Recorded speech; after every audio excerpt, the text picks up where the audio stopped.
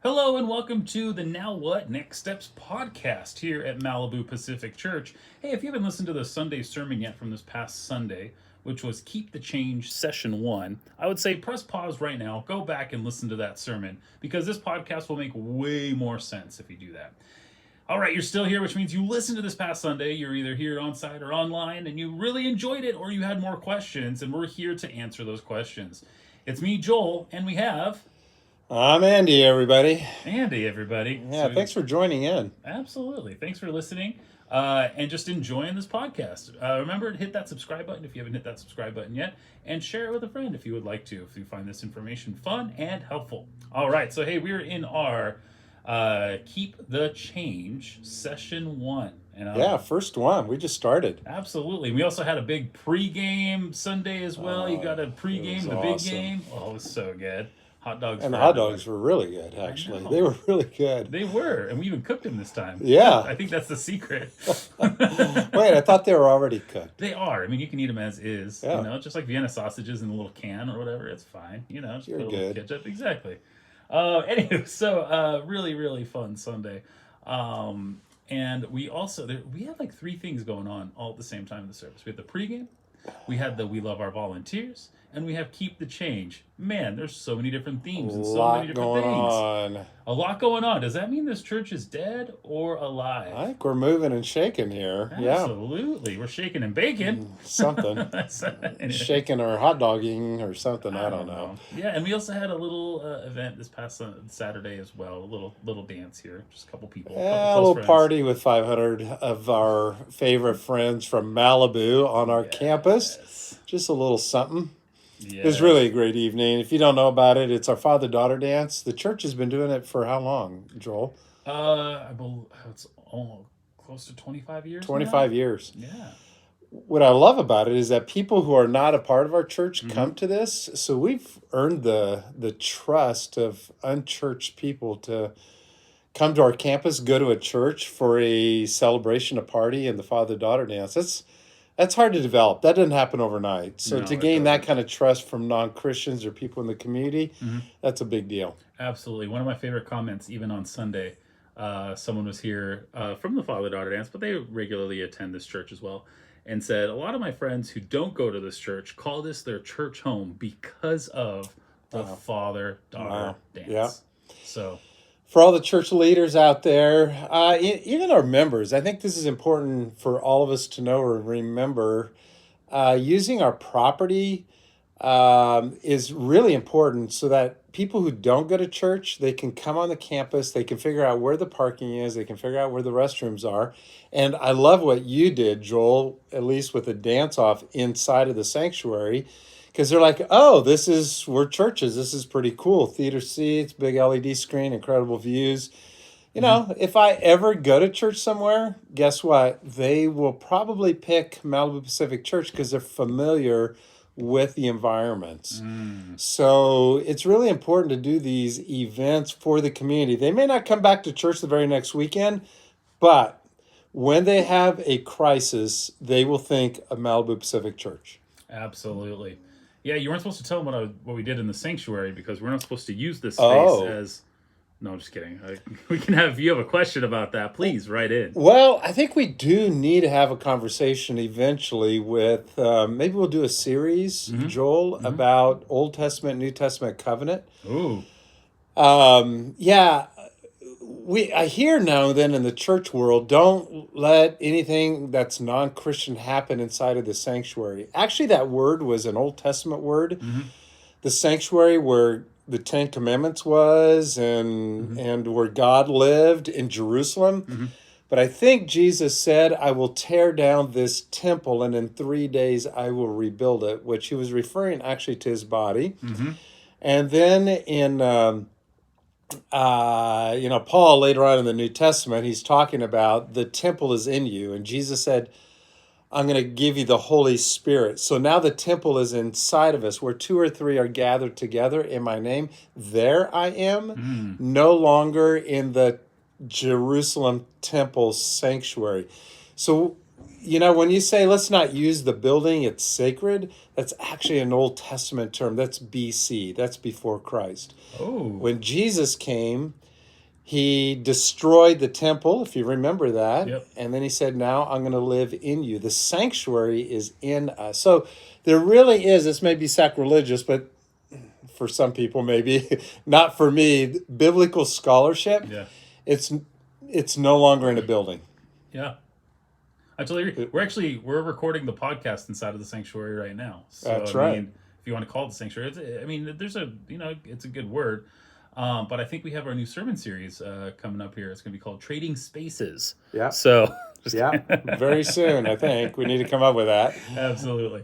So, I totally agree, Andy. And So I think it's okay. Yeah, it's okay. a building. It's okay. a building. It's Yeah. a resource. It's a tool. It's a tool to be used. Exactly. Thank you. And there are so many people that walked into this space and just felt alive. Oh, one of my favorites too is there's a dad that came the night before, and then he came the next morning, who's been newish to the church. And he was like, I can't believe what it looked like in here just 12 hours ago, and now what it looks like in here now. And it's just so cool that it's so versatile. And I'm like, it really is. That's what's so cool about this space. So everybody, thank you so much for helping maintain and make this building happen here in Malibu Pacific. Yeah. All right, so we're in Keep the Change, session 1.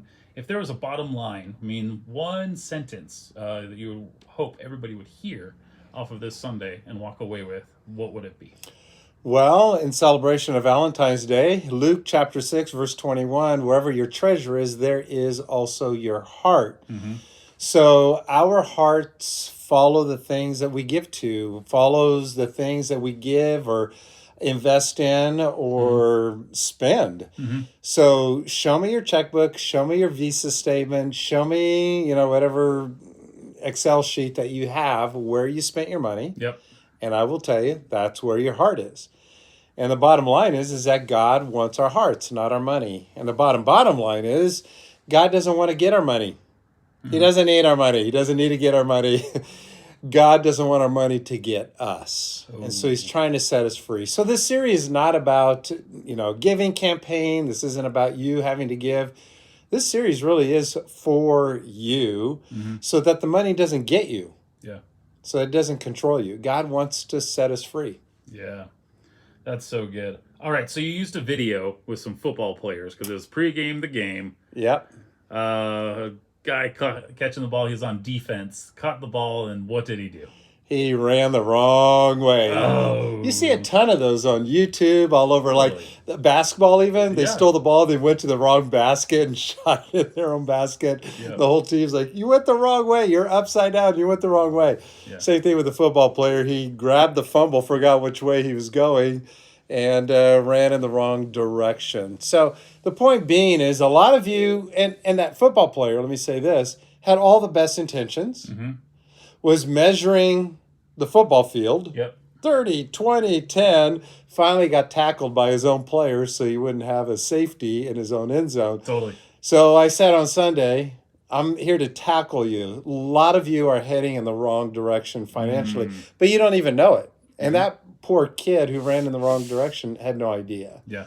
So a lot of us don't even know which way we're going financially. Oh. You used the words "you're upside down" Yeah. a lot. Yeah. Can you elaborate on the "you're upside down" part? Yeah, we use a little test. If you're spending more than you're making, you're upside down financially. I even use a joke. If you ever purchase something and didn't tell your wife about it, you're upside down. Yeah. Which I'm not saying I ever did that. No, neither have I. I never have done would that. Why would you do that to your spouse? I mean, Oh, it's there's awful. Yeah, if you've done that, shame on you. Yeah. Shame. I'm pointing finger. Oh my gosh, I've been guilty of that. So you're upside down. If you don't even, if you're not able to track your finances, you're probably upside down. If you don't have a financial plan to prepare for your future and retirement, you're probably upside down. So there are a bunch of those, if you probably remember it in the sermon, but it's just a good way to measure whether or not you're upside down. A lot of people don't even know if they're upside down. Oh. I meet a lot of people, and this is Dave Ramsey, living on credit cards Yep. and just paying interest and thinking every purchase I make is almost free, Yep. which Dave Ramsey would just flip out. And if you're not familiar with him, check out his Financial Peace, Mm-hmm. website and all the resources he provides. But one thing he does in his courses is to cut the credit card. Yep. And that's hard in our society today, but he's trying to make the point, I think, very strongly. If you can't pay cash for it, you're probably upside down. Yep. And most people just don't even know if they're upside down. That's very true. You had a bunch of different sayings that you're upside down. That if you spend more than you make, like you said, if you don't know if you are spending more than you make, if you don't care if you spend more than you make, if paying the minimum on your credit card, if the only money you are saving is taken out of your paycheck, if you have no method of tracking where your money goes, if you have a financial dream and no plan, if you're making financial decisions hoping your spouse never discovers, and if you're making decisions you hope the IRS never discovered. I thought Ouch. the IRS one, man, that was It got a little quiet in it here. got, Got a little quiet. it got a little sweaty for some people Yeah. too. Yeah. So and then we called the IRS in, and then no, I'm just kidding. Checked on everybody. Absolutely. So thanks again No. for those new contact cards. No, totally joking.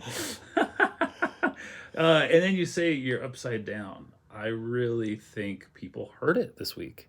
I really do. It was not just a okay, I had some knowledge. It was actually one of those ones that kind of stung good, like getting into jacuzzi for the first time. It was like okay. But you Yeah. have people that are now asking the question. So now what? We've poked, we prodded. What would be some applicable ways that we can listen to this when you're talking about Luke and where your treasure is in 16:13? How can we know that our heart is in the right place or that we're going after the right treasure? Yeah, so that was the homework at the end. You got to be knowing where your money's going. And Bumper sticker pending. it is. And it's one of the most spiritual things that Jesus talked about, because he wasn't talking about manna or the money. The word is actually manna as well in the scripture, or literally translated from the Greek, that every time Jesus uses the term money or stuff, actually the literal translation is your stuff. Oh. And we've kind of made it religious and Jesus's words, but the Greek translation is, I want to talk about your stuff and all of it. It's not just even finances or cash or whatever. So I don't want the stuff to get a hold of you. But when we track our money, we know where our hearts are going. And like I said, Jesus wants to know or help us with our hearts. And Jesus talked more about money than any other subject, because he wasn't talking about money. He was talking about people's hearts. Yes. I just think it's really important. It can be difficult to know where we are in our relationship with God, or in our relationship with each other, or morally, or not financially, but in my profession, or with my spouse, or dating. Are we good? Am I good with God? But with finances, you know how much came in and you know how much went out. Yep. It shouldn't be a mystery. It's numbers. And we try to make it into a mystery. We try to make it into this difficult thing. It's just how much came in, how much went out, where did you spend it? So, and it's the most spiritual thing that we could talk about. It's what Jesus said. So what can we do? Start tracking it. It's measurable. There you go. All right, so that was the podcast. Have Yeah. a great week, everybody. No, I'm just kidding. Okay, so when was a point that you and Kelly realized this as a married couple? Great question. Young couple. I was doing the finances. Oh, okay. And I hated it, not good at it. My wife is so smart. She's math major, biology major, and just good at details. I'm not a detailist. And so the best thing I ever did, young couples out there, I handed her the finances Okay. and said, why don't you manage it? And she said, okay, yeah. And she's good at it. And it brought alignment. It brought peace to our relationship. Nice. I think we were married about 5 years in, and we didn't have kids yet, but we knew we needed to get a handle on it. And so we started Just tracking, just to let everybody know, my first job, Tranquility United Methodist Church, 36 people on a good Sunday with 2 dogs that walked by, and we counted them. You know, we count them here. it was country music. It was out in the country. It's near Fresno. All these farmers love that family, and they just took us all in. But I made $19,000 a year. That was my salary. Now that I look back on it, I'm not really sure how we made it. But we gave 10%. We honored God. We gave to God first, saved second, spent the rest. And you know what? I don't get it. But when we put God first and we made that commitment, which is something I've always done. I grew up in the church, and my parents taught me to tithe. So I always gave 10% first and then live on the rest. God has blessed us over the years. So we learned that early on, that we're going to tithe and let's manage our money. Where are we spending our money? And a great thing that I did was, I don't know who it is for you, but let's say you're married or you're dating or roommates, or I don't know. Give the finances to the best person who does it. Yeah. And that's okay. You don't need to be in charge of everything. Yeah. I don't know what you think about that, but that's what we did. I think that's an awesome applicable way to do it. Give it to the person who's best in the relationship. And if neither of you are, there are so many resources out there too. You know, of coaches and things like that, which we'll talk about here in just a little bit. Yeah. But you guys don't have to worry about Andy. He now makes about $22,000 a year. So no, I got a raise. You got a raise. So yeah, inflation. No, I love that you're talking about your wife Kelly like that too. Fun fact. She said, her dream job would have been fixing all the cargo vessels that were out here in front of Malibu, all the ships and stuff like that. My wife Kelly said this? She said I didn't know this. This is like a month ago. She's like, one of my dream jobs would have been to just figure all that out and get all the things into port. And I was like, really? And she's like, oh, I love figuring stuff out like that. And I was like, okay. Wow, I didn't know that. There you go. So finances are probably really good under her. So figuring all those things out. She loves that. But for ENTPs, if you know that in Myers-Briggs, Joel and I are ENTPs. Just get it at the port. I don't know. Let's find a creative way of putting these new cargo ships together. Build new one. Build a new one, yeah. Come on. But she's wired that way. Yeah. And it's good. And it's been great ever since. Yeah. That's awesome. So if you're looking for good resources, Andy mentioned earlier about Dave Ramsey, Financial Freedom. Shannon and I have done that many years ago, and it was life-changing. It really was. Some of the habits are kind of weird, and you're like, what do you mean just put money in envelopes and count it to the penny? And it's like, it really is a freedom after about a month or two of doing it, because you realize where your heart is. I realized my heart was at Disneyland because that's where my money was going. It still is. But anyways, but it got way, way better. We just were realizing that we were just spending money on not things we needed to, and that we could save money here, save money there.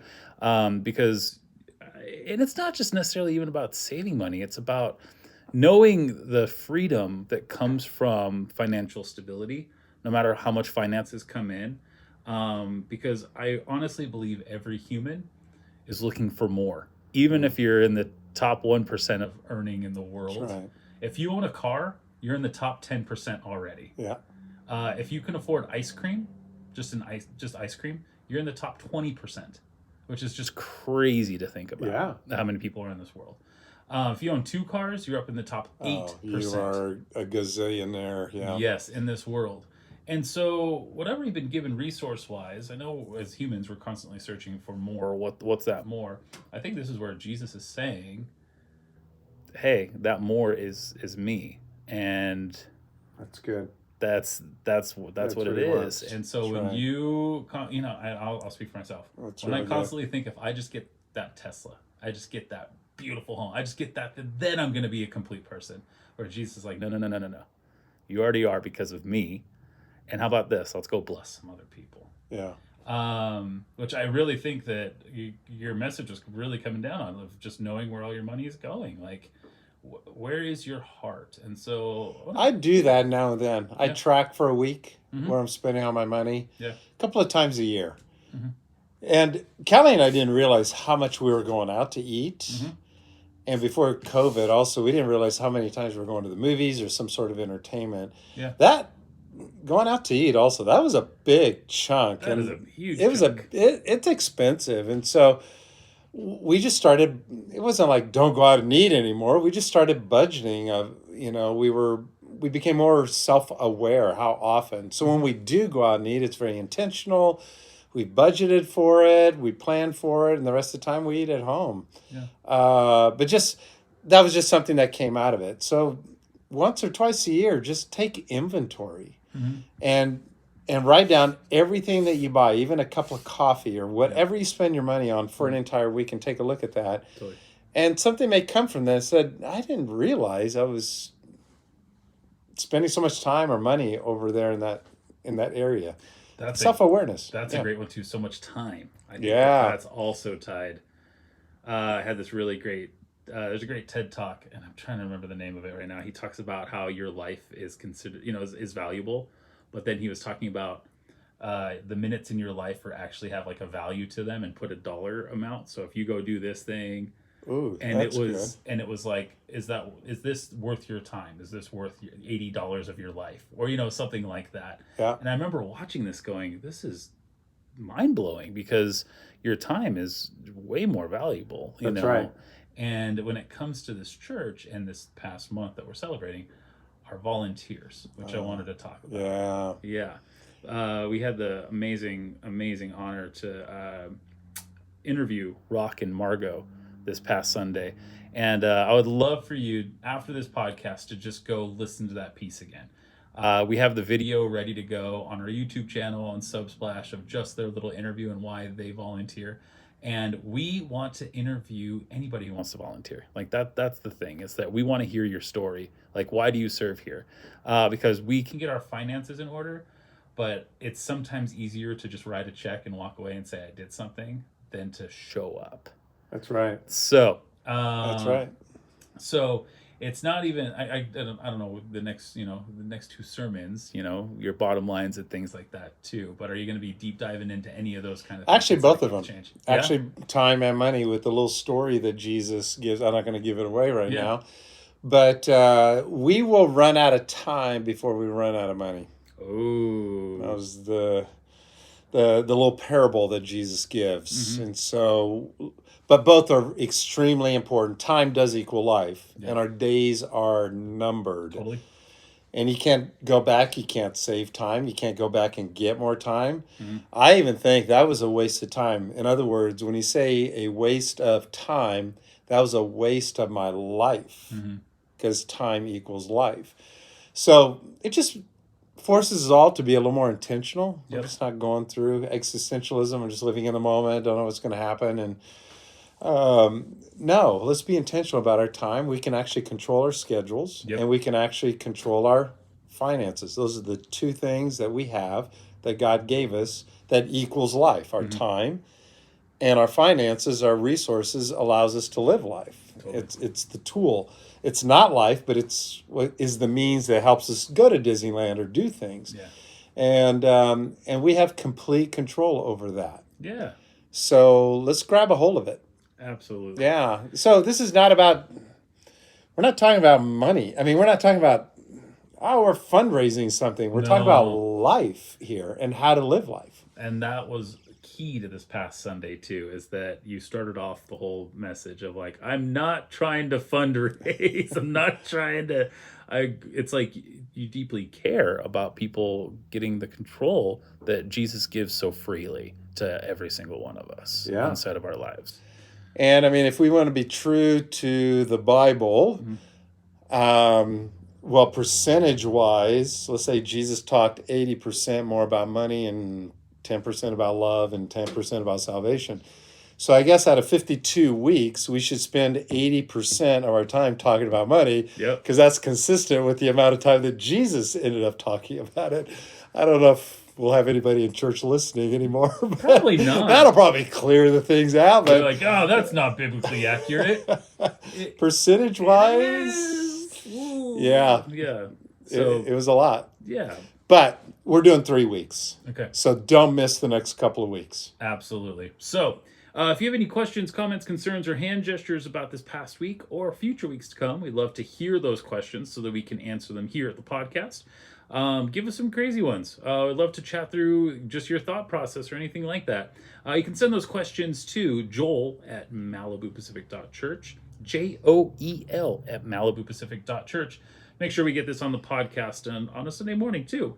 Again, thank you so much for listening to Next Steps Now What podcast. This comes out weekly. Share it with somebody you know or needs to hear something like this. And I want to end on this note. We don't just want to talk about resources, time, talent, treasure, or this whole Keep the Change thing series. We really actually want it to be applicable in your daily life. So we're sitting around and saying, how can we really make this work? How can we encourage everybody to do this?